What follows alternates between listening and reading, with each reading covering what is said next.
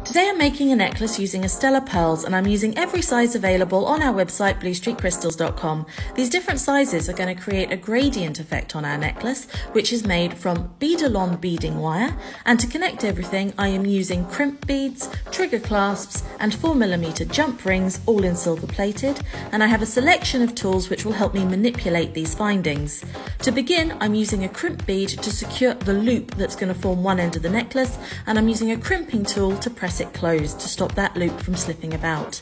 I'm then going to begin threading on my pearls to secure that tail of wire, and I'm going to keep going 20 pearls at a time, going up in size each time until I reach the halfway point, and then I'm going to start going down in size until I reach the other end of the necklace.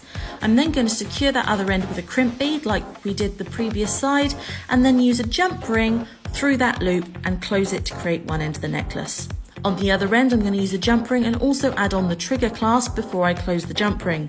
This will enable the two ends of the necklace to be attached to each other, and it's as simple as that.